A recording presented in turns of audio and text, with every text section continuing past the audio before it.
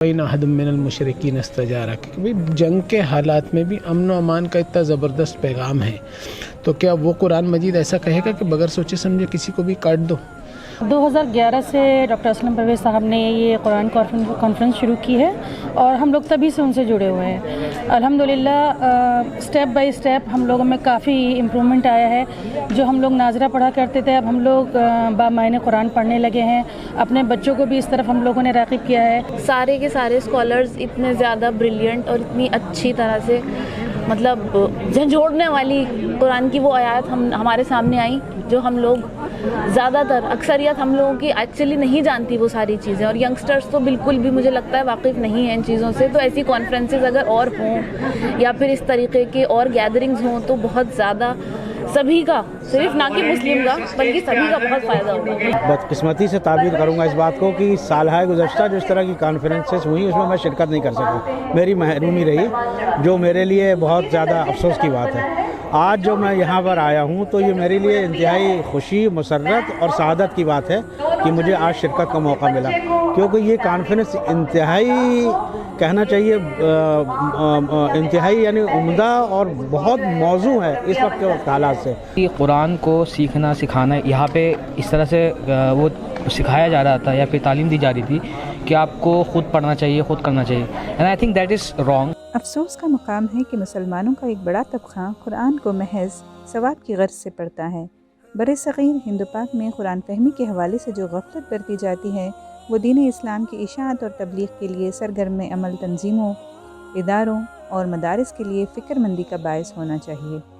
مزید افسوس کی بات یہ ہے کہ ہر سال ہزاروں حفاظ نکلتے ہیں لیکن ان میں سے بیشتر عربی سے ناواقفیت کے بنا پر یہ نہیں جانتے کہ اللہ تعالیٰ اپنے کلام میں کیا فرما رہا ہے۔ مولانا آزاد نیشنل اردو یونیورسٹی کے سابق وائس چانسلر ڈاکٹر محمد اسلم پرویز نے قرآن سینٹر قائم کیا ہے اور 2011 سے اس میدان میں سرگرم عمل ہیں۔ ہر سال ایوان غالب میں ایک قرآن کانفرنس کا انعقاد کیا جاتا ہے جس میں مختلف شعبوں سے تعلق رکھنے والے تعلیم یافتہ افراد کی بڑی تعداد نے شرکت کی، جن کا تاثر یہ ہے کہ قرآن کے بارے میں ہمارے جو روایتی تصورات تھے وہ یہاں آ کر ختم ہو گئے ہیں۔ شرکا نے اس بات پر افسوس کا اظہار کیا ہے کہ دینی مدارس کے بیشتر فارغین اس طرف توجہ نہیں دیتے، جس کا نتیجہ یہ ہے کہ امت کا ایک بڑا طبقہ اسلام کی اصل روح سے ناآشنا ہے۔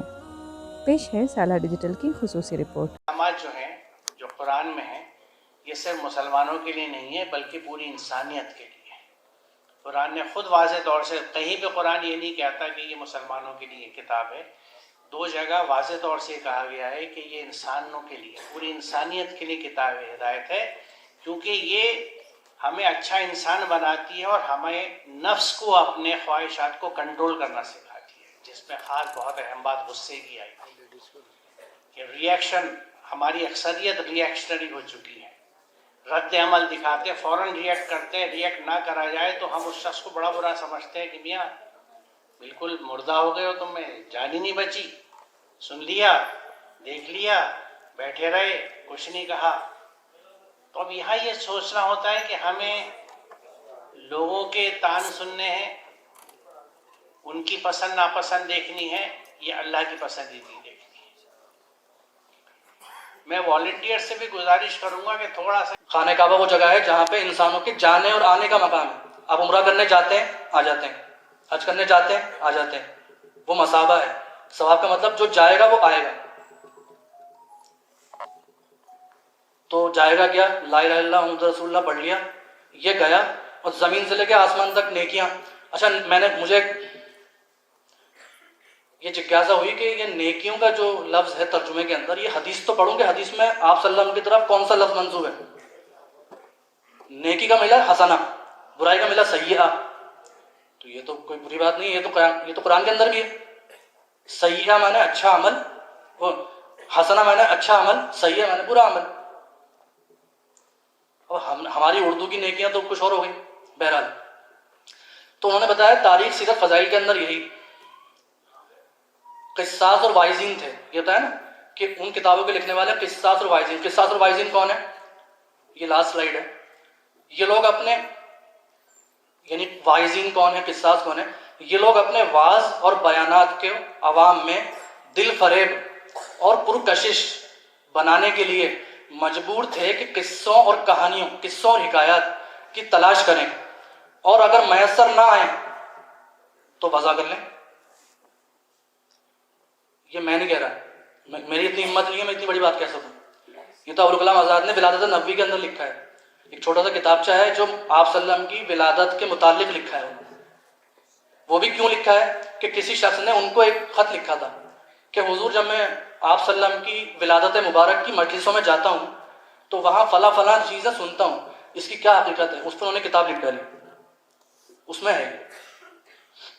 تو یہ بھی ایک رکاوٹ ہے کہ جب ہم قرآن کے ترجمے سے آگے بڑھیں گے اور تفسیروں میں جائیں گے اور تفصیلات میں جائیں گے تو پھر ہمیں یہ بھی ملے گا. اب اس کے لیے ہمیں چوکنا ہونا پڑے گا. چوکنا ہونے میں اور یہ ایکسپیرینس ہونے میں وقت لگتا ہے. تو فوکسڈ رہیں اور ہر مشکل کے لیے تیار رہیں. اگر آپ ڈر جائیں گے، خوف زدہ ہو جائیں گے کہ یہ تو بڑے مشکل ڈگر ہے، تو کچھ نہیں ہوگا، کچھ نہیں حاصل کر پائیں گے. اللہ کا بھروسہ رکھیں کہ وہ آپ کو گمراہ ہونے نہیں دے گا. اپنا فوکس اللہ تعالیٰ کے کلام کے پیغام پہ رکھیں. یہ لاسٹ سلائیڈ ہے جس میں نے ابھی تک ہم نے جو بات کی، قرآن کی زبان اور ادائیگی ایک رکاوٹ تھی، ترجمہ تفسیر کے متعلق رکاوٹیں تھیں، کاہلی، کچھ وقت مقامات کا نہ سمجھ پانا، گمراہی کا خوف، کتابوں کا انتخاب، قرآن کا سبق. تو میں دعا کرتا ہوں کہ جتنے لوگ ہم قرآن کے قریب آ رہے ہیں، قرآن فہمی میں شامل ہونے کی کوشش کر رہے ہیں، تو اس جنگ میں ہم جیت جائیں جس جنگ میں ایک طرف شیطان کے وسوسے ہیں جو ہمیں گدھا بنانا چاہتا ہے. وہ چاہتا ہے کہ ہم دین پر عمل کرتے رہیں، ہمارا حلیہ، ہمارے الفاظ، ہماری زبان، ہمارے طریقے سب کچھ مسلمانوں جیسے رہیں، اس اسلام جیسے رہیں جو اسلام محمد صلی اللہ علیہ وسلم لے کے آئے تھے. لیکن حقیقت میں جب ہم قیامت میں پہنچے تو گدھے کہلائیں. یہ اس کی کوشش ہے. اب اس سے بچنے کی ہم کتنی تیاری کر سکتے ہیں یہ ہمارے اوپر. لیکن انفرادی عمل کے دو فائدے ہوتے ہیں. ایک تو ہم اسپریچولی اپنے آپ کو بہت مضبوط کر لیں، دوسرا لاجیکلی اپنے آپ کو بہت کنونس کر لیں. تو اس کے لیے رات میں ہم اٹھتے ہیں، قرآن کو سمجھتے ہیں، نوافل ادا کرتے ہیں، اللہ کے حضور میں جاتے ہیں، اور تاکہ ہماری جو کل کا دن آنے والا ہے، دن کا وقت ہے جس کو ہم کہتے ہیں معاش، اس وقت میں ہم سلیقے کے ساتھ میں اپنا وقت گزار سکیں اور عمل کر سکیں. تو گویا کہ ہم اپنے آپ کو اندرون سے مضبوط کرتے ہیں، اپنے آپ کو کنونس کرتے ہیں فہم کے ساتھ میں، سمجھ کے ساتھ میں، تاکہ جو اگلا دن آنے والا ہے اس پہ عمل کر سکیں. اور بھی جو مختلف دعاؤں کی شکلیں ہو سکتی ہیں وہ دعائیں کرتے ہیں، نوافل کی ادائیگی کرتے ہیں. دوسرا پہلو یہاں پہ ہے اجتماعی زندگی. اجتماعی زندگی کے لیے صلاۃ بڑی اہم ہے اور اس میں اجتماعیت کا بڑا خاص مقام ہے. اس مقام کو سمجھنے کے لیے آیت کا یہ صرف ایک چھوٹا سا حصہ کافی ہے. اقیموا الصلاۃ، صلاۃ قائم کرو، آتوا الزکاۃ، زکوٰۃ ادا کرو، ارکعوا مع الراکعین، رکوع کرو رکوع کرنے والوں کے ساتھ میں. یہ ایک ہم سب لوگ جانتے ہیں، کوئی ایسی نئی چیز نہیں ہے رکوع جس کو مزید ایکسپلین کرنے کی ضرورت ہے کہ رکوع کرو رکوع کرنے والوں کے ساتھ میں. یعنی اس سے یہ ہمیں سمجھایا جا رہا ہے کہ اجتماعیت کتنی اہم چیز ہے، اس کا ایک خاص مقصد ہے. اس مقصد کو اچیو کرنے کے لیے اجتماعیت لازمی ہے، اور اس اجتماعیت کے لیے جو صلاۃ کا نظام ہے اس نظام کو اسٹیبلش کرنا ضروری ہے.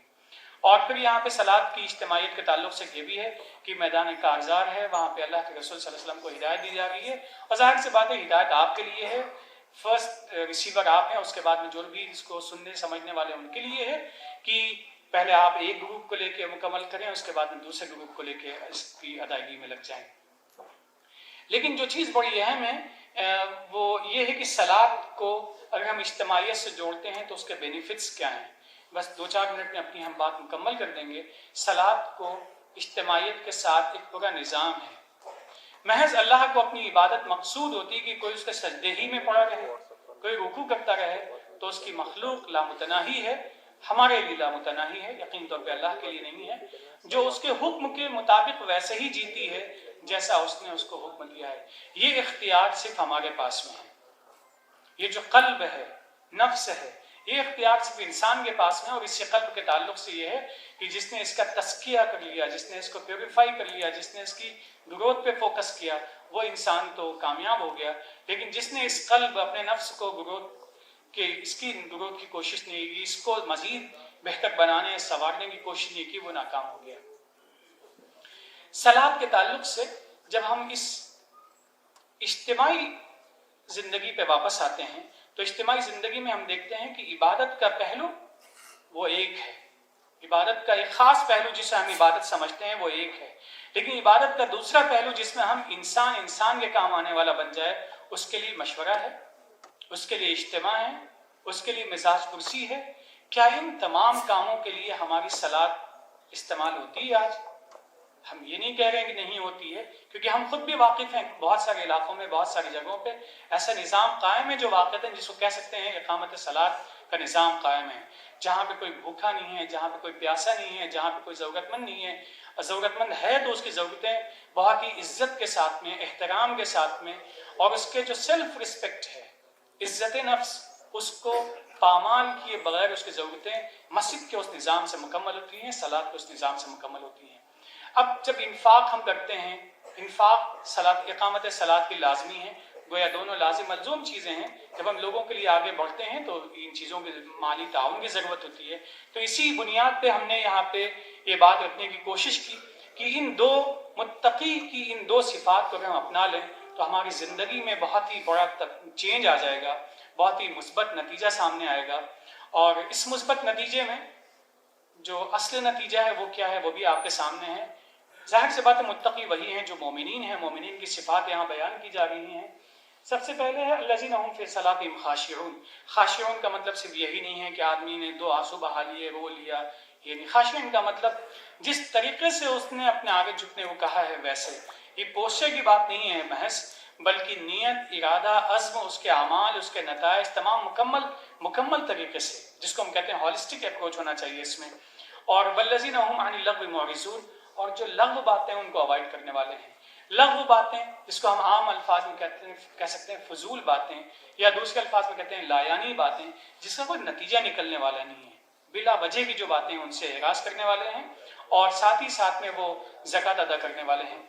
इसके बाद में और भी कि वो अपने पाकदामन भी रहते हैं और अपनी अमानतों को पूरा करते हैं, अपने अहद को मुकम्मल करते हैं, और आखिरी हिस्सा है कि अपनी सलात पे बड़ी हिफाजत से वो कारबंद रहते हैं।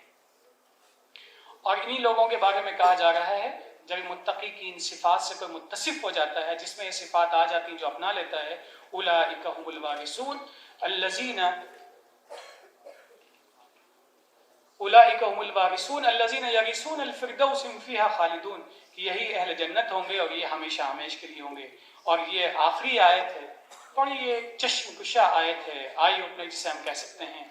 इसको अगर हम समझ लेते हैं तो हमारे लिए ज़िंदगी का गुजारना, ज़िंदगी में गुस्से को पी जाना, ज़िंदगी में लोगों के लिए खर्च करना और सोसाइटी के वेलफेयर के लिए इस निज़ाम को इस्टेब्लिश करना, इक़ामत सलात को अमली जामा पहनाना, सब कुछ आसान हो जाता है। फ़मन ज़ुहज़िहा अनिन नार व उदख़िलल जन्नह फ़क़द फ़ाज़, जो जहन्नम की आग से, तकलीफ़ से, जो तकलीफ़ दे नताइज हैं उनसे महफूज कर लिया गया और आराम दे नताइज जिसको मिल गए वो यकीनी तौर पे कामयाब हो गया। बहुत बहुत शुक्रिया, जज़ाकुमुल्लाहु खैरा व आखिरु दावाना अनिल हम्दुलिल्लाहि रब्बिल आलमीन। ये बताइए कि ये जो है कुरान से आपकी दिलचस्पी कैसे पैदा हुई?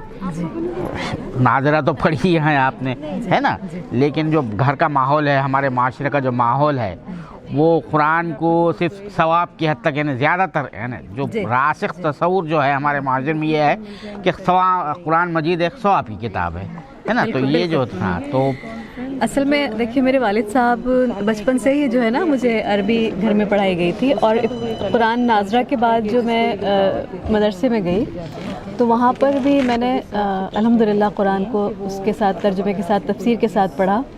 आने के बाद फिर जो है मैंने जब एक बार उसको दोबारा से मैं रिविज़िट किया कुरान को, मेरी ऐसे लोगों से मुलाकात हुई, अभी मेरे यहाँ पे कुछ सहेलियाँ मिली हैं, ऐसा ग्रुप था कि हम लोगों को ये लगा कि हमारी ज़िंदगियों में बहुत सारी कमियां हैं और कुरान को समझ के तर्जुमे के साथ पढ़ने के बावजूद भी हम जो है उनको दूर नहीं कर पा रहे हैं, माशरे में कोई तब्दीली नहीं आ रही है। उसकी वजह सिर्फ और सिर्फ ये है कि हमने कुरान को छोड़ दिया, और कुरान को की तरफ वापस आने का तरीका ये है कि हम उसको समझें और समझाएं, दूसरों को समझाएं। जब हम ऐसा करेंगे तो ख़ुद ब खुद एक ऐसा सोसाइटी और एक ऐसा माहौल तैयार होगा जिसको कि कुरान का मतलूब माशरा होगा, जो कि ऐसा होगा जो कि अल्लाह ताला का पसंदीदा माशरा होगा। और उसी के साथ फिर हम लोग सब ये डॉक्टर असलम परवेज़ साहब से मेरी मुलाकात हुई, इसी थे वहाँ पर, तब भी वहाँ पर ये मुस्तकिल काम करते रहते थे। اور اس طرح کے بہت سارے لوگ ہیں جو کہ اس کام سے جڑے ہوئے ہیں، اور بس میں بھی اسی طرح سے اس سے جڑ گئی۔ میں ابھی تک قرآن کو سمجھ کے نہیں پڑھ پائی ہوں، بٹ مجھے یہاں آ کر بہت اچھا لگا، بہت ہی ویل مینرڈ سے اور انہوں نے آرگنائز کیا ہے، والنٹیئرس نے بہت اچھا کیا ہے۔ تو میں آگے چاہوں گی اپنے بچوں کو بھی میں اس کے ساتھ میں پڑھنا، ان کو پڑھانا چاہوں میننگ سے۔ سعود اختر صاحب، آپ اس کانفرنس میں شرکت کے لیے آئے ہیں، اس کے بارے میں آپ کا کیا تاثر ہے؟ دیکھیے، میں اب تک اپنی بدقسمتی سے تعبیر کروں گا اس بات کو کہ سالہ گزشتہ جو اس طرح کی کانفرنسز ہوئی اس میں شرکت نہیں کر سکا، میری محرومی رہی، جو میرے لیے بہت زیادہ افسوس کی بات ہے۔ آج جو میں یہاں پر آیا ہوں تو یہ میرے لیے انتہائی خوشی، مسرت اور سعادت کی بات ہے کہ مجھے آج شرکت کا موقع ملا، کیونکہ یہ کانفرنس انتہائی کہنا چاہیے انتہائی یعنی عمدہ اور بہت موزوں ہے اس وقت کے حالات سے، اور اس طرح کی کانفرنس کا انعقاد میں سمجھتا ہوں کہ ہر مہینے اور پورے ملک میں جگہ بہ جگہ ہونا چاہیے، کیونکہ اسلام کا صحیح پیغام آج جو یہاں آ کے مجھے ملا وہ میں نہیں سمجھتا کہ مجھے کہیں اس سے پہلے کسی مسلم جماعت میں یا کچھ میں ملا۔ دونوں صاحب نے، میں نے ڈاکٹر عقیل صاحب کو بھی سنا، بہت ہی عمدہ زبان میں اسلوب بیان اچھا تھا، اور جس طرح انہوں نے اسلام کی تشریح کی، اور اسی طرح ماجد طارق صاحب کا کہنا چاہیے کہ اس کانفرنس میں آ کے مجھے ایسا لگا جیسے میرے قلب و ذہن کو جھنجھوڑ دیا، اور بات جو تھی جس مؤثر ترین طریقے سے انہوں نے سمجھائی ہے وہ بالکل جا کے دل میں گہرائی میں بیٹھ گئی، اور بے ساختہ میرے منہ سے یہ نکلا کہ واہ، اسلام کا صحیح پیغام جو ہے آج میں نے سنا۔ تو میں اس کانفرنس کے میں آ کر اپنی خوش قسمتی تصور کرتا ہوں، اور اللہ تعالیٰ سے دعا کرتا ہوں کہ اس طرح کی کانفرنس ملک میں جا بجا ہو، تاکہ لوگوں تک اسلام کا صحیح پیغام پہنچے، اور جو باتیں انہوں نے روایت پرستی کی کہی، ریچولسٹک اسلام کی کہیں، وہ بالکل صحیح بات ہے۔ چند رسوم کو اور چند عبادات کا نام ہم نے اسلام کو سمجھ لیا، جبکہ اسلام پوری زندگی کا احاطہ کرتا ہے، اور ہر جو ہے پہلو کو جو ہے وہ کرتا ہے، اور اسلام نے جس طرح انہوں نے بتایا کہ جنگ کی حالت میں بھی آپ کو اس بات کی اجازت نہیں دی کہ اس کو ساتھ ظلم کرو، بلکہ اس کی حفاظت کرنے کے لیے بتایا، اور انہوں نے قرآن سے ثابت کیا۔